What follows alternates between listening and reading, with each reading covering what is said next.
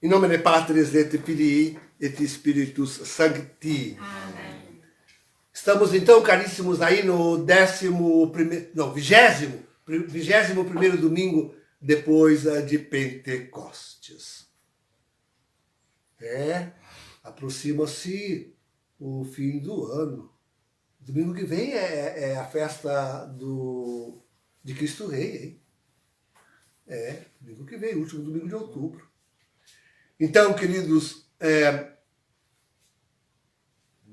somos chamados às contas. Já se deram conta, queridos, que tantos não estão se dando conta. O mundo não está se dando conta. Mas chegou a hora da prestação de contas. Viram lá o Evangelho? Meu Pai Celeste. É Ele o grande Rei que está chamando os homens às contas. Chegou a hora do grande juízo. Está às portas. Eis que já vem o grande juiz, que julgará com equidade e com justiça a tudo, a todos. É preciso preparar-se, queridos. Estamos na iminência do grande juízo universal. Do grande juízo universal. Eis que se realizará, súbito realizar-se-á o grande juízo universal. Com certeza, com certeza. Então,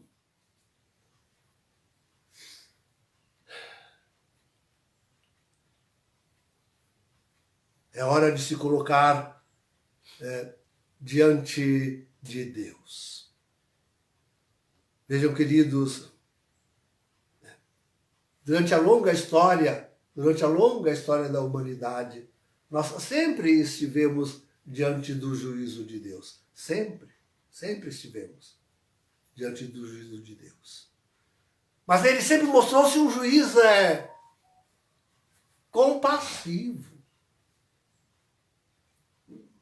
Até as Sagradas Escrituras atestam que chegou assim a ponto de quase querer se arrepender de ter criado o homem, a natureza, hein? Quase chegou a esse ponto. Mas Deus sempre voltava de novo a tentar, a procurar remediar e a julgar com parcimônia, com longanimidade e a perdoar imensamente. Deus é aquele que perdoa 70 vezes 7. Deus é Ele que perdoa 70 vezes 7. E a gente pode experimentar isso na própria história. É que, olhando a nós mesmos, nós nem vemos a imensidão das nossas culpas. E sequer temos capacidade para colocar isso sob o pano de fundo divino, diante de Deus, a quem ofendemos. Sequer temos capacidade de perceber que é a Deus que ultrajávamos. Era a Deus. Suma ofensa, supina ofensa. A humanidade deve a Deus, não se dá por conta. E Deus, na sua magnanimidade, perdoa. Ao passo que nós, queridos, também somos julgadores e vivemos julgando. E como julgamos? E com toda a severidade. Sim, com certeza, nós agarramos o nosso irmão pelo pescoço, subimos-lhe com os pés sobre o peito e lhe exigimos: paga-me o que me deves. Por mais que a dívida dele seja irrisória, se nós medirmos com aquela que nós devemos a Deus, hein? Nós medimos com aquela medida. Mas o nosso irmão, nós o julgamos severamente. Até o último centavo, e sem piedade nenhuma, mandamos prendê-lo e executá-lo sem dó nem... Estou falando tudo isso e me lembrando de tudo, né? De tudo. Mas das guerras, queridos, das guerras. Né? Não parece Hamas dizendo a Israel: paga-me o que me deves, maldito. E não parece Israel dizendo a Hamas: paga-me o que me deves. Não vou dizer a palavra ter, senão corto o vídeo, ou cai tudo, lista. Né? Então, é a nossa humanidade, queridos, nos cobrando uns aos outros, e cobrando com toda a força, com toda a veemência. E assim foi sempre, durante toda a história, durante toda a vida. Durante toda o homem jamais terá sossego e paz. Só que agora chegou a hora de Deus, vendo tudo isto, fazer o julgamento final. O julgamento final é com justiça, queridos. Ele chamou aquele servo que ele tinha perdoado, disse: mas é como? E ficou bravo. Diz ali que ficou furioso. Ficou furioso. Nós veremos a fúria de Deus. Já estamos sentindo-a. Sentindo a fúria e o desprezo e o castigo divino. Nós o experimentaremos. Já o estamos sentindo, queridos. Sim, sim. Eis que é a hora. Esta é a hora. Os dias são maus, diz o apóstolo na epístola. Os dias são maus. São esses os nossos dias que são maus. Muito maus, queridos. Muitos maus. Porque já se exerce o julgamento. E Deus já chama as contas. E os homens já têm que pagar a sua dívida. Até o último centavo. A justiça divina. Agora não é mais um pai todo piedoso e todo bondoso que virá a nós. Mas é um juiz tremendo. Que perscruta os rins e o coração, os pensamentos e os sentimentos. O mais íntimo, o mais interior de cada um. Ele perscruta. Ele perscruta. Chegou a hora, queridos. Acordem! Acorde, humanidade! Estamos na hora do juízo! Mas que coisa, essa humanidade não acorda! Não se dá por conta! Não reconhece o tempo que vive, os maus dias em que está peleando. Não reconhece que essa luta é uma luta sobrenatural, como disse o apóstolo na epístola. Não reconhece quem são os dominadores deste mundo, os príncipes deste mundo, os demônios e os seus comparsas humanos. Tem comparsas humanos. Os demônios hoje têm comparsas humanos. Se uniram todos, queridos. Se uniram todos contra nós. Se uniram todos contra nós. De fato, queridos, duas lutas intestinas que se desenvolvem no nosso tempo. Aquele contra a sagrada religião, que querem destruir completa e totalmente, está por acabar o sínodo. Está por acabar o sínodo. A primeira fase, a segunda será no ano que vem, e ainda em outubro. Está por acabar o sínodo. Todos os ventos que nos vêm de Roma são pútridos. Fedem, queridos, aos demônios que tomaram conta dessa contra-igreja. Tudo aquilo que eles querem fazer lá, queridos. Como é que disse esses dias foi Miller, o cardeal Miller? Como é que disse ele? Ele disse, sim, isto, estão relativizando todas as verdades. Todas as verdades agora são relativas. Todas as verdades agora estão sendo carcomidas. Tudo aquilo que é da tradição da igreja, tudo aquilo que foram 2000 anos de doutrina, tudo aquilo que a igreja tinha como doutrina celeste, verdades eternas. Verdades eternas. tudo aquilo está ruindo, tudo está sendo colocado, a mesa redonda, a mesa redonda, para que os homens julguem e façam das verdades eternas a seu bel prazer, a seu bel prazer. Vejo lá o sino da sinodalidade com aquelas mesas redondas na aula Paulo VI. É bem assim, bem assim, bem isso, bem isso, bem isso. Os homens estão julgando a Deus, a sua religião, e não estão aceitando. Querem mudar tudo, querem mudar.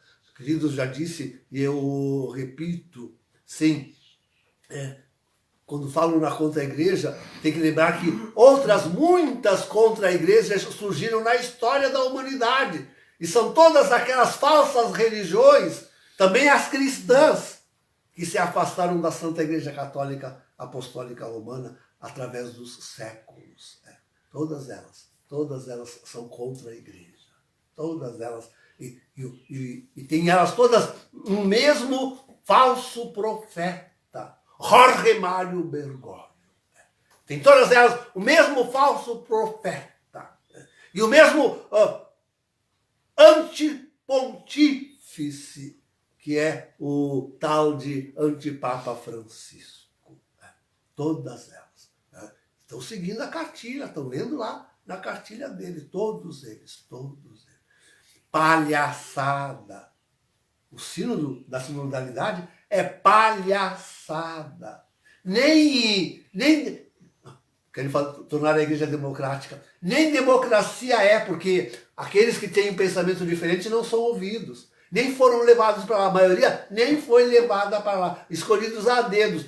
Aqueles que estão do lado deles. Aqueles que já leem a cartilha. Quem não entende que todas essas propostas do sino da sinodalidade são coisas que já vêm de Francisco nesses últimos 10 anos, 11 já.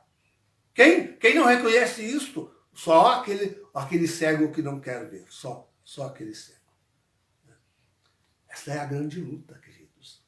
Querem destruir a igreja. E ela já está arrasada ao chão. E a outra grande luta é contra a humanidade. E não parecem animais a atrocidar-se uns aos outros? Não estão se devorando os irmãos uns aos outros? Não são todos parentes e vizinhos que se devoram e que se...